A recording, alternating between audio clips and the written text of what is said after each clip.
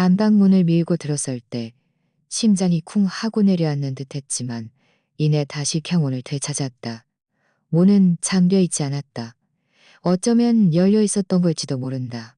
마치 이 늦은 밤에야 돌아온 남편이 나를 일부러 기다리고 있었던 것처럼.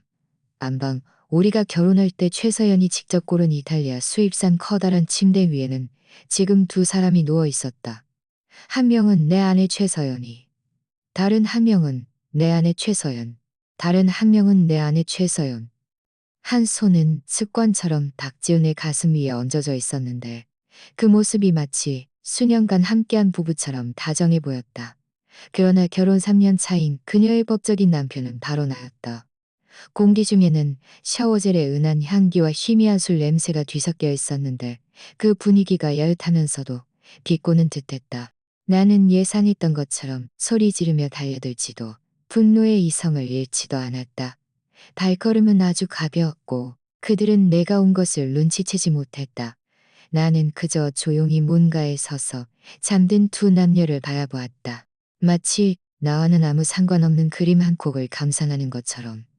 어쩌면 내 시선이 너무 차가웠던 탓일까.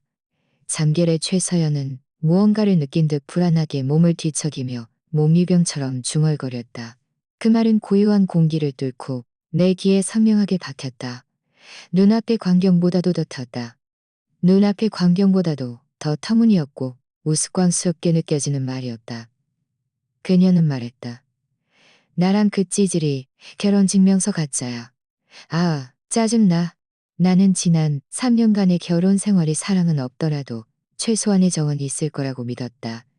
내가 죽어라 이래서 그녀에게 고급 아파트에 살게 하고 좋은 차를 타게 하고 명품 가방을 들게 해주는 것이 그녀를 위하는 일이라고 생각했다.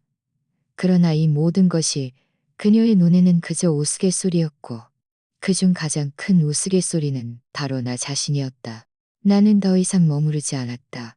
돌아서는 동작은 단호하고 소리 없었다. 휴대폰을 꺼내 차가운 손가락으로 화면을 빠르게 조작했다. 그리고 내 명의의 모든 은행, 카드 휴대폰 알림과 결제 비밀번호를 전부 변경했다. 이 모든 일을 마친 뒤 나는 서재로 들어가 금고에서 서류 봉투 하나를 꺼내 들고 한때 집이라고 믿었던 그곳을 뒤도 돌아보지 않고 떠났다. 문을 닫는 순간 등 뒤에서 최서연이 몸을 뒤척이는 소리가 들렸다. 그녀는 잠투정하던 몇 시야. 밖에 밤은 깊었고 마치 지금 내 마음과 같았다. 나는 차 시동을 걸고 아무 미련 없이 그 고급 아파트를 벗어났다. 조수석에 놓인 휴대폰이 한번 진동했다. 은행에서 온 알림 메시지였다. 회원님 소유의 882 부가카드 정지가 성공적으로 처리되었습니다. 해당 카드는 동결되었습니다. 내 입가에 차가운 비웃음이 걸렸다. 화면을 끄고 가속 페달을 밟아 도시의 차량 흐름 속으로 합류했다. 다음 날 최서연은 숙취로 인한 두통에 시달리며 잠에서 깼다. 블라인드 틈새로 스며든 햇살이 값비싼 바닥에 얼룩덜룩한 그림자를 드리웠다. 그녀는 습관적으로 손을 뻗어 옆에 놓인 휴대폰을 찾았지만 아무것도 만져지지 않았다. 그녀는 미간을 찌푸리며 몸을 일으켰고 그제야 옆자리가 비어있음을 깨달았다. 박지우는 이미 떠나고 없었다. 박지우는 이미 떠나고 없었다. 침대 협탁 위에는 박지훈의 필체로 쓰인 쪽지가 놓여 있었다. 서연아, 회사에 급한 일이 생겨서 먼저 갔어. 나에게서 온 부재중 전화도 어떤 메시지도 없었다. 그녀는 입술을 삐죽이며 얼굴에 한 줄기 경멸의 표정을 띄었다. 찌질이가 꽤 잘 찾네. 그녀의 생각으로는 내가 어젯밤 무언가를 봤을 수도 있지만 내 평소 호구 같은 성격으로 볼 때 기껏해야 속으로 끙끙 앓거나 서재에서 잠들었을 테지. 절대로 자신과 크게 싸우지는 못할 것이라고 여겼다.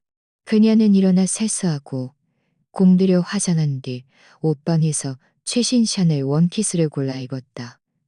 거울 속 여자는 화사하고 매력적이었다. 박지훈이 반할만 했다. 그녀는 자신의 모습에 아주 만족했다. 이 얼굴과 몸매만 있으면 모든 남자를 마음대로 주무를 수 있을 것이라고 생각했다. 나, 김민준을 포함해서 말이다. 그녀는 에르메스 가방을 들고 하이힐을 신고 우아하게 집에 나섰다. 평소 자주 가던 미슐랭 레스토랑에서 브런치라도 먹을 생각이었다. 레스토랑에 앉자마자 그녀는 능숙하게 가장 비싼 요리 몇 가지를 주문하고 우아하게 웨이터에게 말했다. 나중에 카드 결제할게요. 웨이터는 미소 지으며 고개를 끄덕였다. 식사를 마친 뒤 그녀는 내가 준 부가카드를 꺼내 웨이터에게 건넸다. 몇 초 뒤 웨이터가 미안한 표정으로 돌아왔다. 죄송합니다, 최서연 고객님. 이 카드는 결제가 안 됩니다. 결제가 안 된다고? 최서연은 미간을 찌푸리며 약간 경멸하는 듯 말했다. 말도 안 경멸하는 듯 말했다. 말도 안 돼. 다시 시도해봐요. 저희가 여러 번 시도해봤는데 이 카드는 이미 동결된 것으로 나옵니다. 최서연의 안색이 순간 변했다.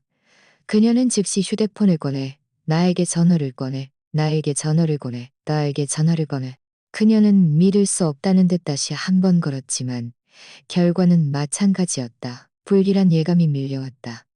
그녀는 다시 휴대폰 뱅킹 앱을 열어 나에게 송금하라 했지만 내 은행 카드 정보가 모두 사라진 것을 발견했다. 연결이 해제된 것이다. 연결이 해제된 것이다. 이제 최서연은 정말로 당황했다. 내 돈 없이는 이 식사 비용조차 지불할 수 없었다. 그녀는 즉시 박지훈에게 전화를 걸었고 목소리에는 울먹임이 섞여 기고를 걸었고 목소리에는 전화 너머의 박지훈은 잠시 침묵하더니 약간 짜증스러운 목소리로 말했다. 나 지금 회의 중이야. 못 가. 네가 알아서 해봐. 겨우 밥값 가지고 뭘 그래? 말하고는 최서연이 더 말할 틈도 주지 않고 전화를 끊어버렸다.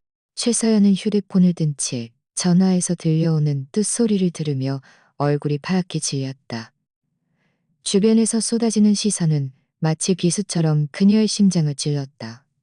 그녀가 언제 이런 수모를 당해봤던가? 결국 그녀는 비참하게도 절친에게 전화해서 급한 불을 껐다. 이 소동이 끝나고 나니 이미 오후였다. 최서연은 분노의 차집으로 돌아왔지만 집 안은 텅 비어 있었다. 내 차도 없었고 서재에 있던 그녀가 늘 열어보지 못했던 금고도 뻥 뚫려 비어 있었다. 내가 그녀의 카드를 정지시킨 것뿐만 아니라 중요한 물건들을 가지고 사라진 것이다. 그녀는 그제야 이번에는 내가 단순히 화가 난 것이 아니라 진심으로 나선 것임을 깨달았다. 그녀는 무슨 것임을 깨달았다. 그녀는 무슨 뜻임을 깨달았다. 그녀는 온몸이 부들부들 떨릴 정도로 화가 나서 나에게 수많은 어서, 나에게 수많은 어서, 나에게 수많은 어서, 나에게 수많은 정도로 화가 나서 네가 내 카드를 정지시킨 게 무슨 뜻이냐고? 이 찌질아, 네가 이러면 날 위협할 수 있을 것 같아. 어림도 없어. 1시간 줄게. 당장 카드 복구하고 기어와서 사과해. 아니면 우리 이혼이야. 아니지. 우리 원래 결혼 증명서도 없었지. 이혼할 것도 없잖아. 그때 되면 너 한 푼도 못 건질 줄 알아. 나는 새로 얻은 아파트에 앉아 휴대폰에서 들려오는 그녀의 포유를 들었지만 얼굴에는 아무런 표정 변화도 없었다. 나는 변호사 이지혁과의 채팅창을 열어 메시지를 보냈다. 그녀가 당황하기 시작했어. 계획대로 진행해. 이지혁은 즉시 답장했다. 걱정 마. 모든 준비가 끝났어. 나는 휴대폰을 끄고 통유리창 앞으로 걸어갔다. 아래로 보이는 번잡한 도심의 차량 흐름을 바라보았다. 최서연, 네가 가진 가장 큰 패가 그 가짜 결혼 증명서라고 생각하니. 너무 순진하구나. 너는 지난 3년간 내가 너를 위해 어떤 큰 선물을 준비했는지 전혀 모르고 있어. 나와 최서연의 만남은 정교하게 설계된 속임수였다. 3년 전, 내 소프트웨어 회사는 막 시작 단계였고 가장 어려운 시기를 겪고 있었다. 중요한 투자를 유치하기 위해 나는 말 그대로 발이 닳도록 뛰어다니며 수많은 투자자를 만났다. 그러다 한 고급 파티에서 최서연을 알게 되었다. 그날 그녀는 붉은색 드레스를 입고 활짝 핀 장미처럼 사람들 속에서 유독 돋보였다. 그녀가 먼저 나에게 말을 걸었다. 자신은 최서연이라고 했고 한벤처 투자 회사인데 내가 진행 중인 가상 커뮤니티 프로젝트에 큰 관심을 가삼 중인 가상 커뮤니티 프로젝트에 큰 관심을 프로젝트에 큰 관심을 가상 커뮤니티 프로젝트에 큰 관심을 그녀는 전문적인 면에서 많은 조언을 해주었을 뿐만 아니라 생활적인 면에서도 나를 지극히 보살펴 주었다. 내가 기술적인 난제 때문에 머리를 싸맬 때면 묵묵히 따뜻한 커피를 가져다 주었고, 작은 줄이 끊겨 밤새 잠 못 이룰 때면 모든 것이 잘 될 거라고 부드럽게 위로해 주었다. 나는 내녀에게 청혼했다. 나는 내가 뮤즈 여신을 내 영혼의 동반자를 만났다고 생각했다. 우리는 빠르게 사랑에 빠졌고 반년 뒤 내 회사가 겠다. 나는 아직도 내가 떨리는 손으로 다이아몬드 반지를 내밀었을 때 그녀의 눈에 비치던 놀라움과 눈물을 기억한다. 그녀는 말했다. 민준 씨, 좋아요. 하지만 조건이 있어요. 당분간 아이는 갖지 말아요.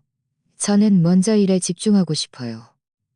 그때 나는 사랑에 눈이 멀어 아무 생각 없이 동의했다. 그녀가 시시대의 독립적인 여성으로서 자신의 목표가 있다고 생각했고 나는 그녀를 지지해야 한다고 여겼다. 그녀는 일에 집중하고 싶었던 것이 아니라 아이에게 묶이지 않고 밖에서 계속 화려한 생활을 하기 위함이었다. 혼인신고를 하던 날 그녀는 다소 산만한 모습을 보였다.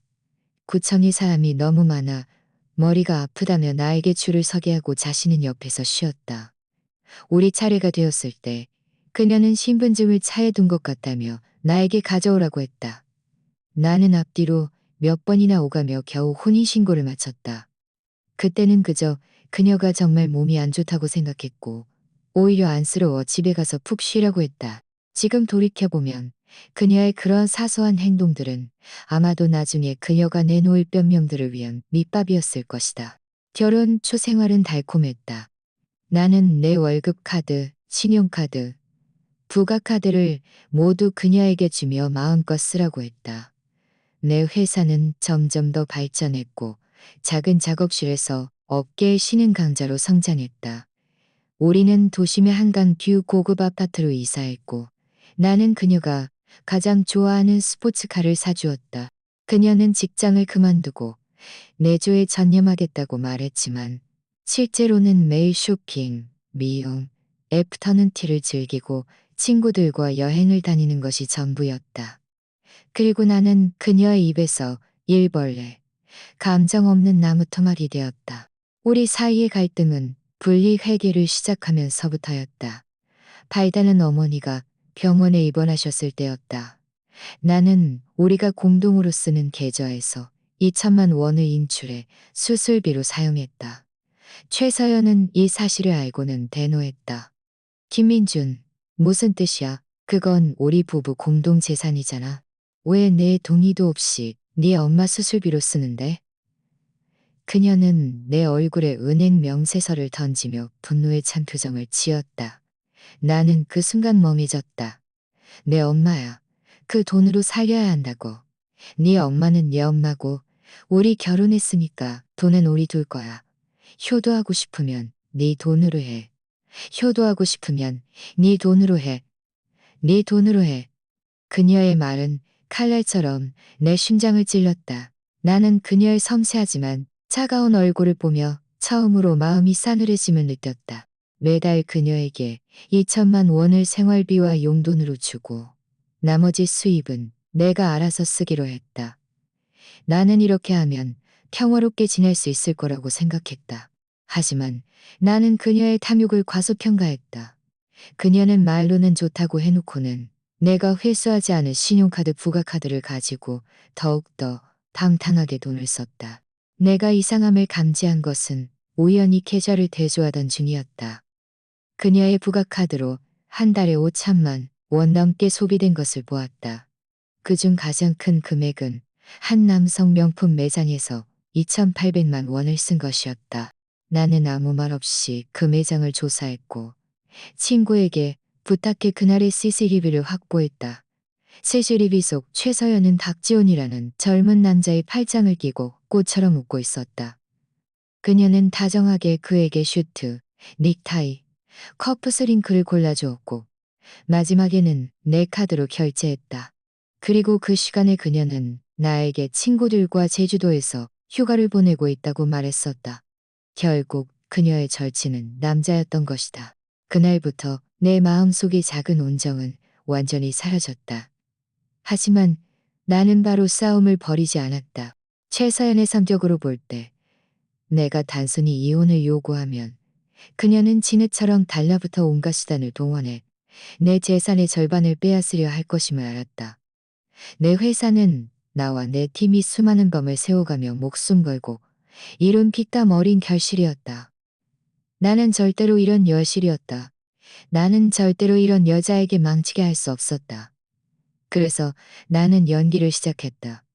나는 계속해서 그녀에게 순종하고 다정하게 대하는 찌질한 남편에게 대하는 찌질한 남편은 찌질한 남편을 티에지한 심지어 그녀가 내 명의 회사 주식 10%를 사랑의 증표로 자신에게 넘겨달라고 요구했을 때도 나는 웃으며 동의했다. 나는 회사 상장을 준비 중이라 지금은 양도 절차가 복잡하니 상장 후에 10%는 물론 20%는 물론 20%는 물론 20%는 물론 20%겠다고 말했다. 그녀는 내 말을 믿었다. 내가 자신에게 완전히 휘둘린다고 생각했다. 그녀는 내 앞에서 점점 더 아나무인이 되었고 박지훈과의 연락도 그녀는 우리 집 침실을 제외한 모든 곳에 초소형 카메라가 설치되어 있다는 사실을 몰랐다. 그들이 집에서 나누는 모든 애정 행각, 나를 속이려는 모든 말들이 선명하게 기록되었다. 나는 CCTV 속에서 최서연이 박지훈 품에 안겨 애교스럽게 웃으며 김민준 그 바보, 내가 무슨 말을 해도 다 믿어. 내가 무슨 말을 해도 다 믿어. 주식만 받으면 바로 빈털터리로 만들어버릴 거야. 라고 말하는 것을 보았다. 박지훈은 그녀의 턱을 봐라고 말하는 것을 보았다. 지난 3년간 내가 모은 증거는 이미 외장하드 하나를 가득 채울 만큼 충분했다. 나는 때를 기다리고 있었다. 그녀를 나락으로 떨어뜨려 아무것도 갖지 못하고 다시는 일어서지 못하게 할 때를. 그리고 어젯밤 그녀가 직접 내뱉은 결혼 증명서는 가짜야 라는 말은 내가 줄곧 기다려온 낙타등이 마지막으로 얹어진 지푸라기였다. 내 사라짐은 최서연을 완전히 광기에 빠뜨렸다. 이틀 동안 연속으로 나에게 전화했지만 연결이 되지 않자 그녀는 다른 방법을 찾기 시작했다. 그녀는 우리 부모님 댁으로 쳐들어갔다. 마침 부모님은 마당에서 화초를 가꾸고 계셨는데 최서연이 분노에 차 난입하는 것을 보고 깜짝 놀랐다. 어머님, 아버님, 김민준 어디 있어요? 혹시 여기에 숨어 있어요? 당장 나오라고 해요. 최서연은 논에 들어서자마자 소리치며 평소에 온화하고 조신한 모습은 온데간데 없었다. 어머니는 그녀의 모습에 놀라 황급히 다가가 그녀를 붙잡았다. 서연아, 이게 무슨 일이니? 민준이랑 싸웠어. 말로 좋게 풀어야 했어. 아버지는 급히 어머니를 부축하며 얼굴이 굳어졌다. 최서연 말이 심하잖아. 어른한테 그렇게 말하는 법이 어딨어? 제가 뭘 어때서요? 두 분이 키운 아드님이 이제 배짱이 두둑해져서 저런 장수까지 타네요. 제가 말씀드리는데 당장 그 자식 나오라고 하세요. 아니면 저 두 분이랑 끝까지 갈 거예요. 최서연은 허리에 손을 얹고 마당에서 시어머니에게 떼를 쓰는 아낙네처럼 소란을 피웠다. 우리 부모님은 체면을 중요하게 생각하는 분들이셨는데 이런 수모는 처음이었다. 아버지는 화가 나서 가슴을 움켜쥐고 거친 숨을 몰아쉬었고 어머니는 애가 타 눈물만 흘리며 나에게 계속 전화했지만 당연히 연결되지 않았다. 이 모든 것은 내 예상 속이었다. 내가 이 지역을 통해 낯선 번호로 어머니에게 문자 메시지를 보낼 최서연이 소란을 피우러 찾아올 것임을 암시했고 어떤 일이 있어도 내 행방을 알려주지 말고 집안의 CCTV를 켜두라고 지시했다. 나는 최서연이 가장 추악하고 본래의 모습을 부모님 앞에서 드러내게 하고 싶었다. 부모님이 그동안 보물 같은 며느리로 여겼던 여자가 사실은 어떤 부류의 사람인지 철저하게 깨닫게 하고 싶었다. 과연 최서연의 연기는 나를 실망시키지 않았다. 그녀는 마당에서 떼를 쓰고 긴골며 점점 더 입에 담기 힘든 욕설을 퍼부었다. 처음에 김민준이 돈 좀 있는 것 같아서 결혼한 거지. 이 나무토막 같은 놈한테 내가 왜 시집을 왔겠어. 너희 두 늙은이 내가 속으로 무슨 생각하는지 모를 줄 알아? 김씨네 집 아들 낳아달라는 거 아니야? 꿈깨. 김민준 회사 주식만 받으면 제일 먼저 너희 둘을 내쫓을 거야. 이 말들은 칼날처럼 내 부모님의 심장을 사정없이 찔렀다. 어머니는 결국 참지 못하고 울면서 소리쳤다. 우리 김씨네 집이 무슨 죄를 지어서 너 같은 상간녀를 며느리로 들였을까? 누가 상간녀야? 이 늙은 여우가 비녀나. 최서연은 벌떡 일어나 어머니를 때리려 했다. 바로 그때 검은색 벤츠 한 대가 문 앞에 멈춰 섰다. 이지혁이 두 명의 건장한 경호원을 개동하고 차에서 내렸다. 이지혁은 금태 안경을 밀어 올리며 차가운 목소리로 말했지만 그의 기세는 압도적이었다. 최서연은 이지혁을 보고 처음에는 움찔했지만 이내 더욱 기세등등해졌다. 네가 우리 집안일이야. 네가 상관할 바 아냐. 그녀는 이지혁을 알고 있었다. 내 가장 친한 친구이자 법률 고문이라는 것을. 저는 김민준 씨의 대리 변호사 이지혁입니다. 이지혁은 미임장을 꺼내 보이며 말했다. 김민준 씨는 저에게 당신과 관련된 모든 일을 전적으로 처리하도록 위임했습니다. 지금 당장 이곳을 떠나 김민준 씨 부모님에 대한 괴롭힘을 멈추십시오. 그렇지 않으면 공갈 협박죄로 즉시 경찰에 신고할 것입니다. 신고? 누굴 걷주는 거야? 최서연은 전혀 믿지 않았다. 김민주는 그 자식 보고 직접 나한테 말하라고 해. 김민주는 그 자식 보고 직접 나한테 말하라고 해. 그는 마당 구석에 있는 눈에 띄지 않습니다. 그는 마당 구석에 있는 눈에 띄지 않습니다. 최서연 늑학이 기록되고 있다. 최서연 씨, 잘 생각하십시오. 당신의 현재 행동은 모두 완벽하십시오. 최서연의 얼굴색이 드디어 변했다. 아무리 아나무인이라도 변호사와 경찰이 만만한 상대가 아니라는 것은 알고 있었다. 그녀는 이지혁과 우리 부모님을 험악하게 노려보며 이를 갈았다. 두고 봐, 김민준. 너 나한테 딱 걸렸어. 말하고는 마지못해 몸을 돌려 떠났다. 이지혁은 부모님을 몇 마디로 안심시킨 뒤 즉시 나에게 전화를 걸었다. 민준아, 이모님, 아버님 모두 네 말대로 했어. 부모님은 화가 많이 나셨지만 그래도 그녀의 본 모습을 드디어 보셨어. 알았어. 내 목소리에서는 어떤 감정도 읽을 수 없었다. 수고했어, 지혁아. 며칠 더 소란 피우게 해. 더 크게 소란 피울수록 더 처참하게 넘어질 거야. 이 자식아.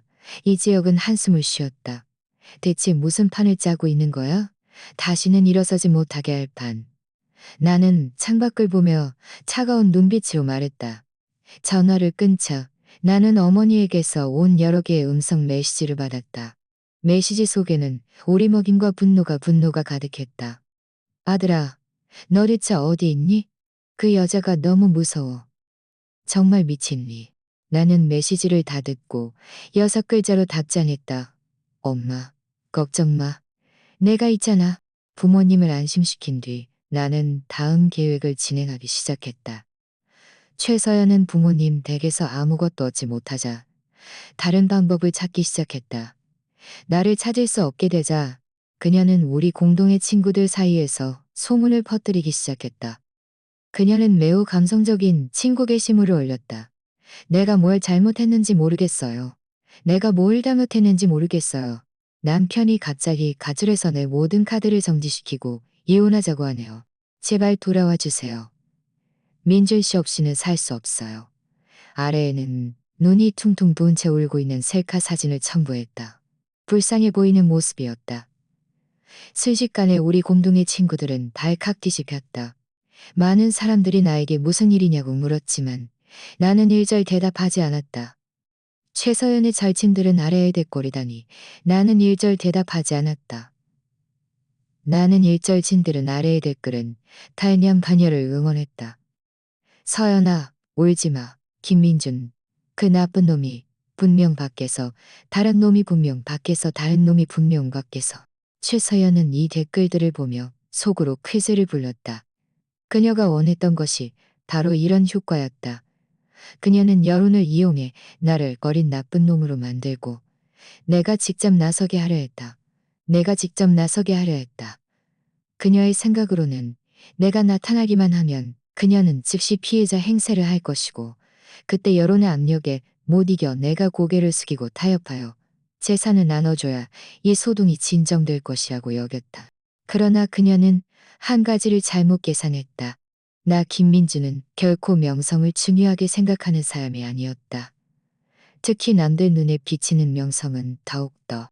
나는 친구 게시물에 단 한 글자로 답장했다. 오.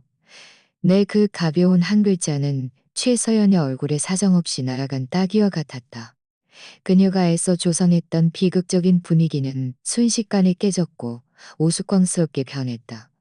우스꽝스럽게 변했다. 친구 게시물은 순식간에 조용해졌다. 방금까지 그녀를 응원하던 절친들도 더 이상 나서지 않았다. 모두가 심상치 않은 기운을 감지했다. 내가 만약 정말로 찔리는 구석이 있는, 따가냥 정말로 찔리는 구석이 있는. 최서연은 화가 나서 휴대폰을 집어 던질 뻔했다. 그녀는 즉시 나에게 전화를 걸었다. 이번에는 내가 받았다. 김민준, 무슨 뜻이야? 네 그 오가 무슨 뜻이냐고? 전화가 연결되자마자 그녀는 휴대폰을 약간 멀리 떨어뜨려 놓고 그녀가 소리를 지르는 것을 기다렸다가 아무렇지도 않게 말을 떨어뜨려 놓고 그녀가 소리를 지르는 것을 기다렸다가 아무렇지도 않게 말했다. 그냥 무슨 뜻이겠어? 또 무슨 일 있어? 또 무슨 일 있어? 또 무슨 일 있어? 또 무슨 일 있어? 바빠서. 어떤 여우 같은 년이랑 놀아나느라 바쁜 거야? 김민준, 네가 무슨 생각하는지 모를 줄 알아? 날 빈털터리로 만들려고 하는 거 아니야. 말도 안 돼. 우리는 부부고 네 재산의 내 몫이 절반이야. 법정에 가더라도 내가 유리하다고. 그녀는 기세등등하게 소리쳤다. 그래? 나는 비웃었다. 정말 우리가 부부라고 확신해. 정말 우리가 부부라고 확신해? 전화 너머의 최서연은 숨을 멈췄다. 그녀는 숨을 멈췄다. 그녀는 자신이 잠결에 내뱉었던 그 말, 결혼증명서는 가짜야를 떠올렸다. 우리는 구청에서 혼인신고한 거야. 법적 효력이 있다고. 꼭, 그럼 난 기대할게. 나는 담담하게 말했다. 너 대체 뭘 원하는 건데? 그녀의 목소리에 드디어 한 줄기 떨림과 공포가 섞였다. 내 예상 밖의 행동에 그녀는 완전히 혼란에 빠졌다. 뭘 원하니 혼란에 빠졌다. 뭘 원하니고. 그냥 네가 내 돈을 함부로 쓴 거 다 돌려받고 싶을 뿐이야. 부부? 나는 다시 한 번이 당연한 거 아니야? 부부? 너 미쳤어? 부부끼리 돈 쓰는 게 당연한 거 아니야? 최서연, 우리는 과연 부부가 맞는지 너는 곧 알게 될 거야. 말하고는 나는 바로 전화를 끊고 그녀의 번호를 차단했다. 나는 그녀가 다음으로 박지훈을 찾아갈 것임을 알고 있었다. 과연 내 전화를 끊고 난 뒤 최서연은 즉시 박지훈을 찾아갔다. 지훈아, 김민준 그 자식이 다 아는 것 같아. 내 카드도 정지시키고 돈도 돌려달라고 해. 어떻게? 박지훈은 자신이 진행 중인 프로젝트 때문에 돈이 부족해 초조해하고 있던 터라 최서연의 울먹이는 소리를 듣자 더욱 자진이 났다. 울긴 뭘 울어? 네가 너의 결혼증명서 다 자려고 하지 않았어? 그 자식이 널 어떻게 할 수 있겠어? 하지만 내가 돈을 너무 많이 썼어. 최서연은 약간 찔리는 듯 말했다. 내가 그 자식 돈을 너무 많이 썼단 말이야. 그게 뭐 어때서? 그 자식이 자발적으로 준 거잖아. 남녀 친구끼리 사귀면서 남자가 여자한 거잖아. 그 자식이 널 겁주는 거야. 찌질이가 뭘 할 수 있겠어? 그 자식이 널 겁주는 거야. 찌질이 당연한 거 아니야? 그 자식 같은 잘 나가는 사장이 이런 푼돈 가지고 너랑 따지겠어? 그냥 네가 자기한테 돌아와서 필요하려는 속셈이야. 절대로 속지 마. 며칠 지나면 그 자식 스스로 재미없어서 돌아와서 화해하자고 할 거야. 최서연은 그의 말에 일리가 있다고 생각했다. 김민주는 늘 자신에게 꼼짝 못했으니 이번에는 아마 화가 나서 이런 극단적인 행동을 하시니게 꼼짝 못했으니 이번에는 아마 화가 나서 이런 극단적인 행동을 하는 것일 뿐이라고.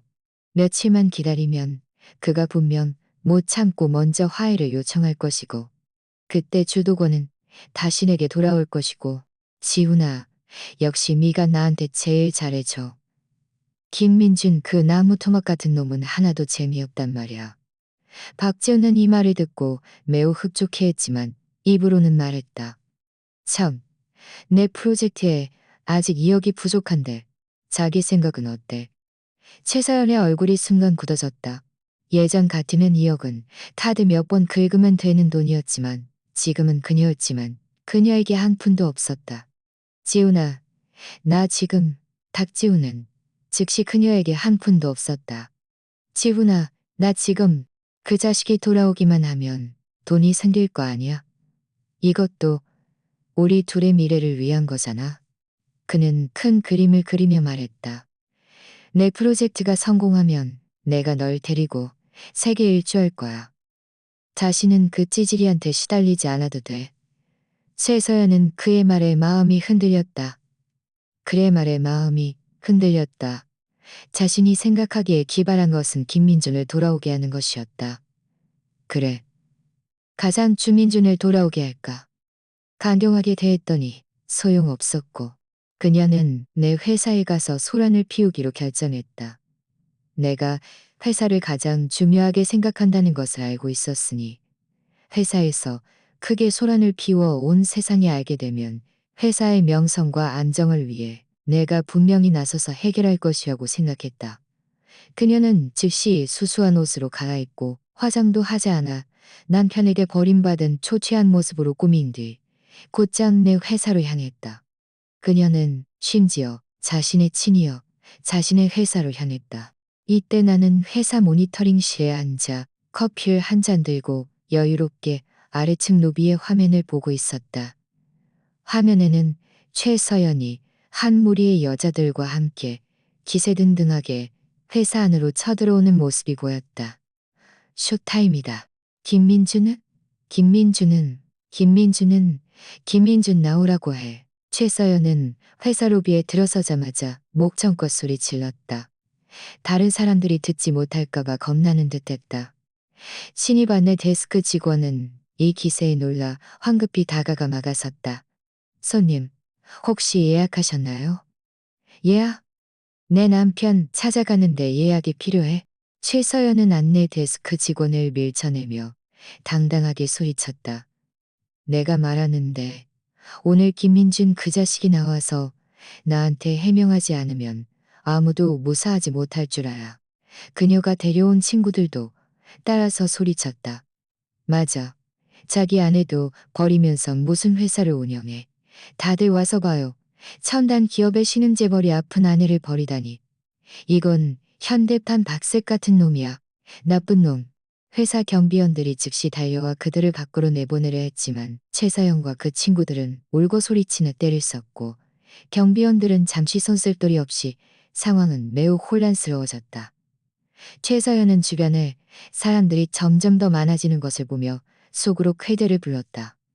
그녀는 상황을 통제불능으로 만들고 일을 커질수록 나에게 불리할 것이라고 생각했다.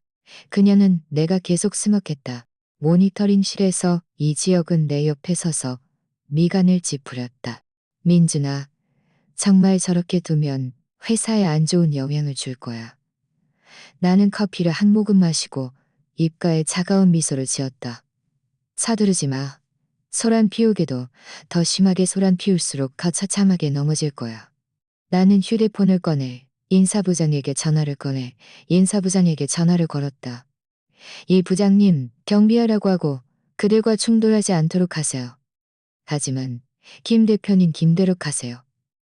하지만 김 대표님, 그들이 네, 김 대표님. 알겠습니다. 아래층 로비에서 경비원들은 지시를 받고 모두 뒤로 물러나 그들이 사무실 구역으로 침범하지 못하도록 원을 그렸다. 최서연은 경비원들이 물러나는 것을 보고 그들이 겁먹었다고 생각하며 더욱 기세등등해졌다. 그녀는 로비의 안내 데스크 위로 뛰어올라 마치 미친 사람처럼 팔을 휘두르며 모든 사람에게 울부짖었다. 여러분, 제발 제 말 좀 들어주세요. 저는 최서연이에요. 그런데 이제 그가 돈을 벌자 저를 차버리려고 해요.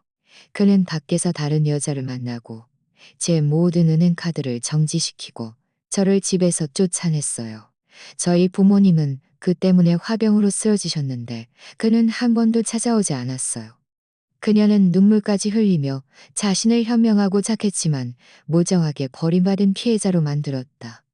그녀의 연기는 훌륭했고 상황을 모르는 많은 직원들은 이미 동정심과 함께했고 상원들은 이미 동정심과 함께는 이미 동정심과 한이미 동정심고르는 전단지에는 내 10가지 죄악이 과장되어 적혀 있었다.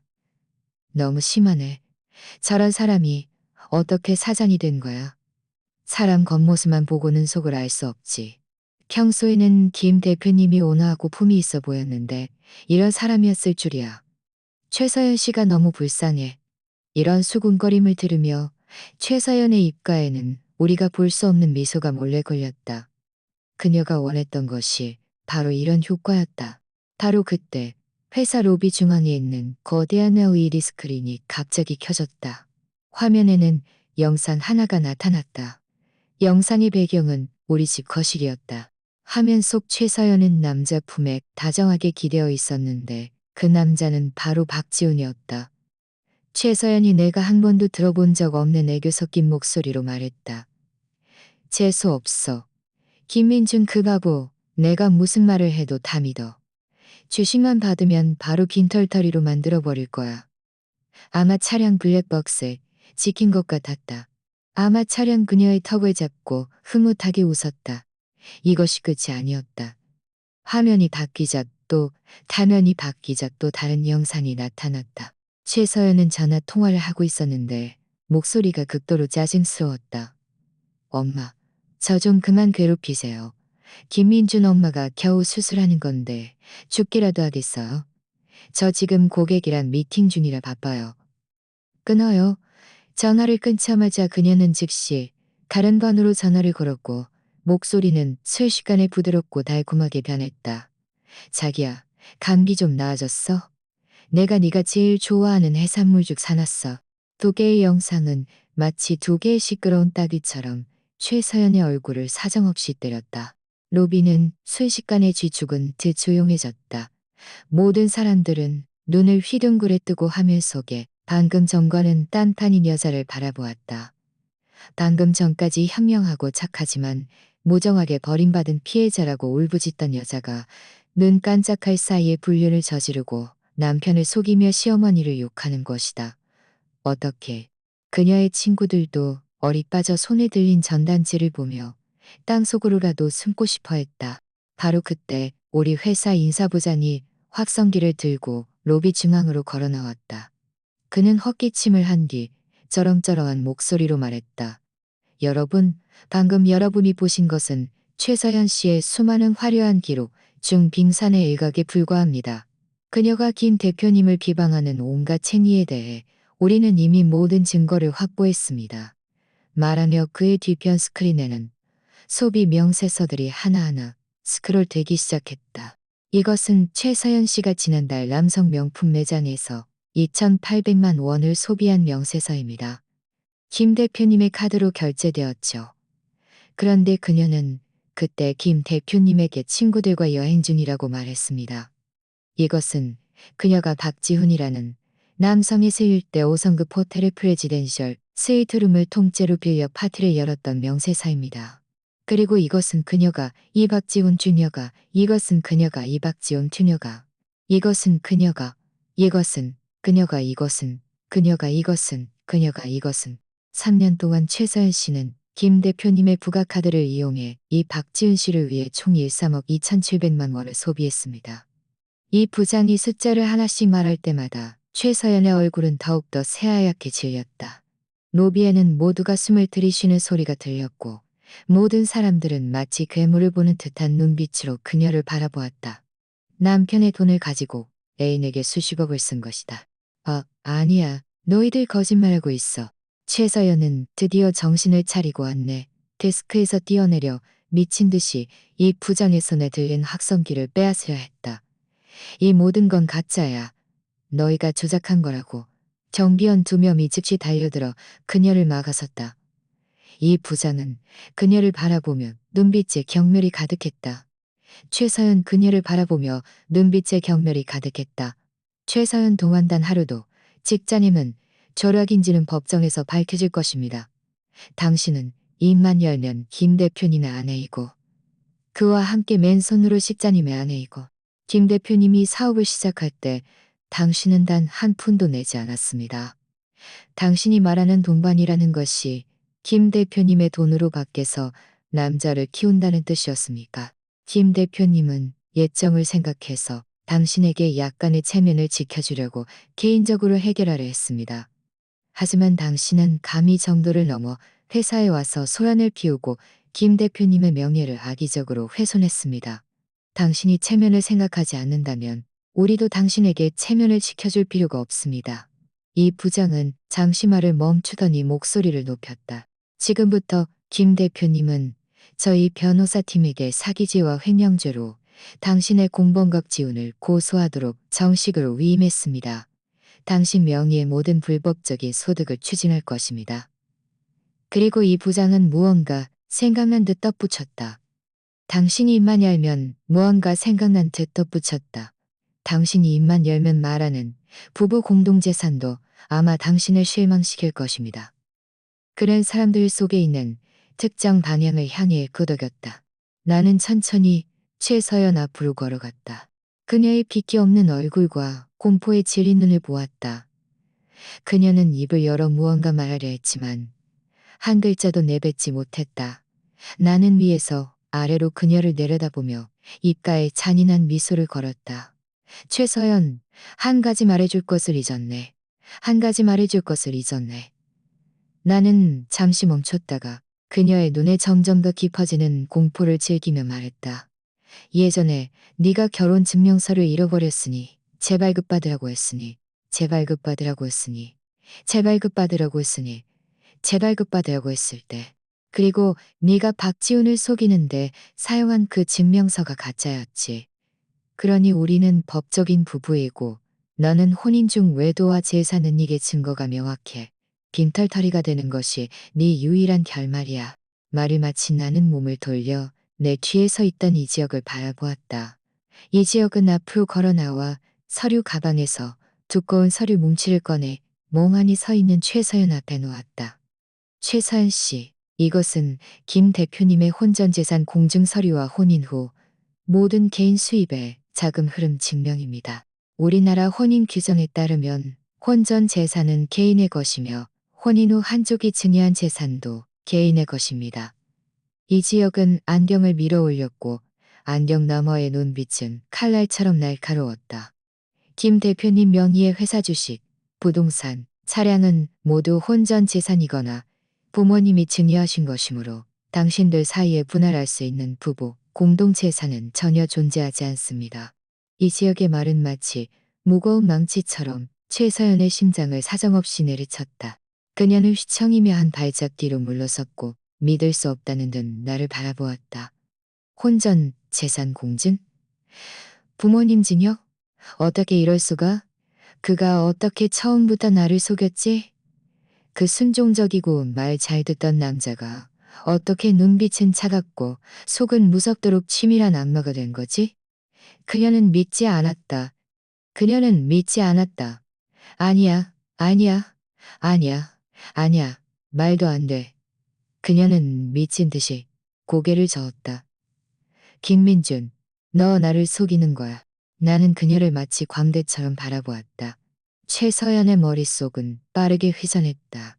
그녀는 문득 무언가 생각난 듯 마치 마지막 구명줄을 잡은 것처럼 고개를 번쩍 들었다. 그녀는 나를 죽일 듯이 노려보았고 눈에서는 광기 어린 빛이 뿜어져 나왔다. 김민준, 너 잘난 척하지 마. 내가 말해주는데 네가 한 푼도 못 받더라도 너도 무사하지 못할 줄 알아. 그녀는 갑자기 히스테리컬하게 웃기 시작했다. 웃음소리는 날카롭고 기 시작했다. 모든 사람들이 그녀의 미친 모습에 겁을 먹었다. 나는 미간을 살짝 찌푸리며 그녀를 바라보았다. 또 무슨 짓을 하려는지 알 수 없었다. 그녀는 웃음을 멈추고 사납게 나를 노려보며 큰 글자 또렷하게 말했다. 너는 곧 아주 큰 선물을 받게 될 거야. 너를 파산시키고 회사를 망하게 할 선물 말이야. 네가 네 회사를 가장 소중하게 생각하지? 내가 네 눈앞에서 그 회사가 어떻게 조금씩 망가지는지 보여줄 거야.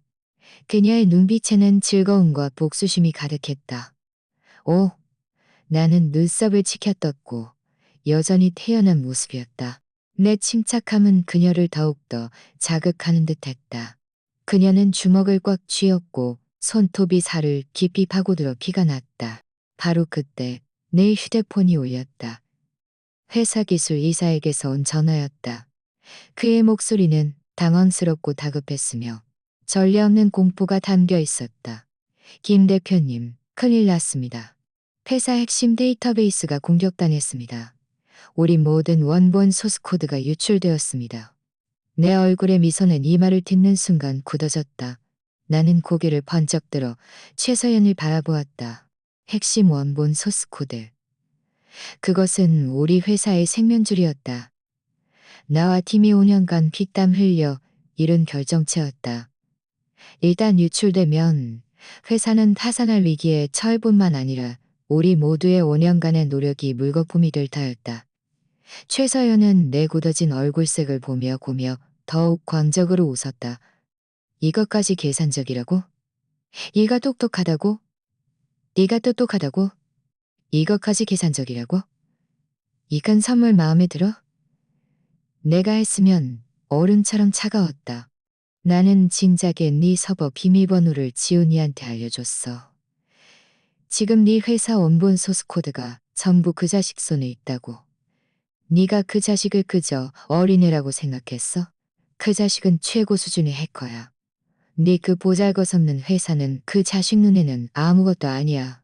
김민준, 내 앞에 무릎 꿇고 빌어. 그렇지 않으면 내일 아침 네 회사 원본 소스 코드가 전 세계에서 가장 큰 오픈소스 커뮤니티에 공개될 거야. 로비는 죽은 듯이 고요했다. 모든 직원들의 얼굴은 새하얗게 질려 있었다. 그들은 원본 소스 코드 유출이 무엇을 의미하는지 누구보다 잘 알고 있었다. 그것은 회사가 망하고 그들 모두의 밥줄이 끊긴다는 의미였다. 절망과 공포가 전염병처럼 사람들 사이로 퍼져나갔다. 이지혁의 얼굴도 극도로 굳어졌다. 그는 빠르게 내 옆으로 다가와 낮은 목소리로 말했다. 민준아, 이거 큰일 났네. 나는 최서연의 얼굴을 다졌다. 민준아, 이거 큰일 났네. 나는 최서연의 얼굴을 보며 내 마음속 마지막 하늘을 보며 내 마음속 마지막 하며 심지어 내 입가에는 아주 기이한 미소가 천천히 걸렸다. 최서연의 웃음이 굳어졌다. 그녀는 어떻게 이 지경이 되었는데도 내가 웃을 수 있는지 이해할 수 없었다. 뭐야? 그녀는 날카롭게 물었다. 마음속에는 갑자기 불길한 이해감이 스쳐 지나갔다. 나는 태연하게 휴대폰을 꺼냈다. 그녀를 무시하고 모든 사람들이 보는 앞에서 한 번호를 눌렀다. 전화는 금방 연결되었다. 나는 전화 너머에 대고 경쾌하면서도 잔인할 정도로 차가운 목소리로 말했다. 여보세요? 김 팀장님? 이제 그물을 걷어도 될 것 같습니다. 내 말이 끝나기가 무섭게 전화 너머에서 침착한 남자의 목소리가 들려왔다. 접수했습니다. 김민준 씨, 저희가 오랫동안 대기하고 있었습니다. 증거와 인물 모두 놓치지 않을 겁니다. 전화를 끊고 나는 휴대폰을 주머니에 넣었다. 이미 얼굴이 새하얗게 질린 최서연을 여유롭게 바라보았다. 김민준, 너희롭게 바라보았다. 김미 얼굴이 새하얗게 질린 최서연을 그물을 걷어. 김민준, 너 여기서 허세 부리지 마. 네가 아무렇게나 전화 한 통하면 내가 겁먹으려 전화는 내가 아무렇게나 전화. 나는 비웃었고 약간의 연민마저 느껴졌다. 최서연, 이 지경이 되었는데도 아직도 모르겠니? 나는 한 걸음 앞으로 다가가 그녀에게 바싹 다가섰다. 악마의 속삭임처럼 또렷하고 분명했다. 네가 박지훈이 해커라는 걸 정말 몰랐을까? 네가 진작에 서버 예비 비밀번호를 그에게 알려줬다는 걸 정말 몰랐을까? 내가 진작에 서버 예비비게 알려줬다는 걸 정말 몰랐을까? 내가 내 회사의 진짜 생명줄을 네가 쉽게 접근했을까? 그녀의 동공은 공포 때문에 격렬하게 수축했고 몸은 저절로 뒤로 움츠러들었다. 너, 너 무슨 뜻이야? 뜻은 내 입가의 호가 더욱 커졌다. 네가 그에게 비밀번호를 알려준 그 순간부터 너와 박지훈을 위해 맞춤 제작된 이 덫은 이미 설치되어 있었어. 그가 로그인했던 그 서버 주소는 처음부터 가짜였고 그가 다운로드했던 소위 원본 소스 코드라는 것도 우리 회사의 진짜 핵심 코드가 아니었어. 그건 내가 꼬박 3개월 동안 공들여 그를 위해 준비한 미끼였어. 일단 건드리고 다운로드되면 즉시 바로 소리 소문 없이 경찰청 사이버 수사대 서거로 그 본인의 모든 작업 기록, IP 주소, 물리적 위치를 전송하는 미끼 말이야. 네가 그가 내 피땀 어린 노력을 훔쳤다고 생각하며 한 방 먹였다고 생각하며 한 방 먹였다고 생각했겠지만 실제로는 그가 직접 키보드를 두드려 자신을 경찰의 포위망 속으로 밀어넣은 거야. 그리고 나는 이미 핏기 없는 그녀의 얼굴을 노려보며 쿵, 최서연의 머릿속에서 무언가가 터지는 듯했다.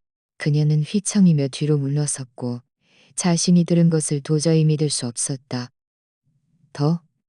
미끼? 처음부터 끝까지 하나의 반이었단 말인가? 자신은 사냥꾼인 줄 알았지만 이미 사냥감이었던 반이었다. 하, 아니야. 말도 안 돼. 지훈이는 최고 수준의 해커야. 어떻게 속을 수 있어? 김민준 이 찌질이가 어떻게 이런 걸 알겠어? 거짓말이야. 그녀는 미친 듯이 소리쳤다. 동시에 도시의 다른 한편 어두컴컴한 아파트에서 박지우는 세 개의 모니터 앞에 앉아 얼굴에 회심의 미소를 띠고 있었다. 화면에는 폭포수처럼 코드가 흘러내렸고 거대한 압축 파일 하나가 방금 다운로드를 마쳤다. 김민준 그 자식, 우리 서연이를 무시하다니. 이번엔 너를 빈털터리로 만들어버릴 거야. 그는 흐뭇하게 중얼거리며 휴대폰을 들고 최서연에게 기쁜 소식을 전하려 했다. 바로 그때 검은색 총구가 순식간에 그를 겨냥했다. 바로 그때 검은색 총구가 순식간에 그의 거대한 힘에 의해 난폭하게 부서졌다. 경찰이다. 모두 손들어. 박지우는 혼비백산하여 휴대폰을 탁 하고 땅에 떨어뜨렸다. 그는 본능적으로 두 손을 들었고 얼굴은 핏기 없이 새하얗게 질렸다. 제복을 입은 중년 남자가 들어와 그의 컴퓨터 화면에 아직 닫히지 않은 다운로드 창을 보더니 차가운 비웃음을 흘렸다. 박지훈 씨, 불법 컴퓨터 정보 시스템 침입죄, 영업 비밀, 잘 취재 혐의로 체포합니다. 현행범입니다. 연행해. 회사 로비에서 내 말이 끝나고 한참이 지나서야 최서연은 마치 악몽에서 깨어난 듯했다. 그녀는 나를 원망과 불만 가득한 눈으로 바라보았다. 그녀는 갑자기 달려들어 아낙네처럼 나를 핥히고 찢으려 했다. 김민준이 악마 같은 놈, 너는 절대 편히 죽지 못하게 했다. 너는 절대 편히 죽지 못하게 했다. 내가 죽어서도 널 가만두지 않을 거야. 내가 귀신이 되어서라도 널 가만두지 않을 거야. 내 옆에 서 있던 이지혁과 그녀를 바라보았다. 그녀는 여전히 분에 못 이겨 욕설을 퍼부었다. 바로 그때 로비 입구에서 소란이 일었고 제복을 입은 경찰 2명이 들어와 우리 옆으로 곧장 걸어왔다. 선두에 선 경찰은 신분증을 제시하며 최서연에게 엄숙하게 말했다. 최서연 씨 맞습니까? 당신은 중대한 기업 기밀 일출 사건의 주범으로 혐의를 받다. 그녀의 모든 환상, 모든 욕망, 모든 계산이 유추의 사건의 주범으로 혐의를 갖고 있습니다. 저희와 함께 가서 조사에 협조해 주십시오. 그녀는 완전히 힘없이 주저앉았고 마치 뼈없는 진흙처럼 경찰 2명에게 끌려나갔다. 내 옆을 지나칠 때 그녀는 마지막 남은 힘을 다해 고개를 들어 나를 죽일 듯이 노려고 왔다. 그녀의 눈빛에는 더 이상 원망이 아닌 뼛속까지 스며드는 공포가 담겨 있었다. 그녀는 드디어 깨달았다. 나는 찌질이가 아니었다. 나는 3년간 양의 탈을 쓰고 인내했던 늑대였고 그녀는 죽을 줄 모르고 계속 선을 넘다가 결국 한 입에 삼켜진 어리석은 암컷이었다. 최서연이 경찰차에 태워져 시야에서 사라지는 것을 보고 노비는 처음에는 죽은 듯이 고요하다가 이내 우레와 같은 박수와 환호성으로 터져 나왔다. 김 대표님 멋져요. 너무 통쾌해요. 저런 여자는 감옥에 가야 마땅해요. 시겁했네. 회사 망하는 줄 알았어요. 직원들의 얼굴에는 기사회생이라 직원들의 안도감과 진심 어린 기쁨이 가득했다. 나는 손을 들어 모두를 조용히 시켰다. 여러분, 오늘 고생한 모든 직원에게 이번 달 보너스 2배입니다. 이제 각자 자리로 돌아가 업무를 시작하세요. 또다시 환호성이 터져나왔다. 직원들은 신이 나서 흩어졌고 나를 보는 모든 사람의 눈빛에는 경외심과 존경심이 가득했다. 회사를 파멸시킬 뻔했던 위기는 이렇게 나에 의해 아무렇지도 않게 해결되었고 덤으로 인심까지 얻었다. 이 지역이 다가와 내 어깨를 두드리며 복잡한 눈빛으로 말했다. 민준아, 너희 자식 정말 깊이 숨겨놨네. 언제부터 이 판을 짰어? 나는 창밖을 보며 담담하게 말했다. 내가 그녀가 내 카드로 다른 남자에게 2,800만 원짜리 슈트를 사주는 걸 본 그날부터. 이 지역은 숨을 들이켰다. 그건 1년도 더 전의 일인데, 즉 1년 넘게 나는 계속 연기하고 있었던 것이다. 속고이는 착한 남편을 연기하면서도 조용히 이 거대한 거물을 짜고 있었던 것이다. 속고이는 착한 남편을 연기하면서도 조용히 이 거대한 그물을 짜고 있었던 것이다. 나까지 속였잖아. 나는 네가 정말 사랑에 눈이 멀었다고 생각했어. 나는 차가운 비웃음을 흘렸다. 그 미끼 시스템은 어떻게 만들었어? 화이트 해커 몇 명을 고용해서 기밀 네트워크 보안팀을 만들었어. 이건 회사 전체에서 나와 그 팀 책임자만 알고 있어. 이 지역은 아하 하고 깨달았지만 이내 걱정스러운 표정을 지었다. 이내 걱정스러운 표정을 지었다. 회사에 실제적인 손실을 입히지 않았어. 하지만 그의 행친 일은 걱정 마, 걱정 마. 나는 그의 말을 끊었다. 전 과정이 경찰에 의해 감시되었고 게다가 그가 이전에 저질렀을지도 모르는 다른 사건들까지 합쳐지면 죄를 합산해서 그가 아주 오랫동안 감옥에 있어야 할 거야. 최서연은 이 지역은 나를 바라보았다.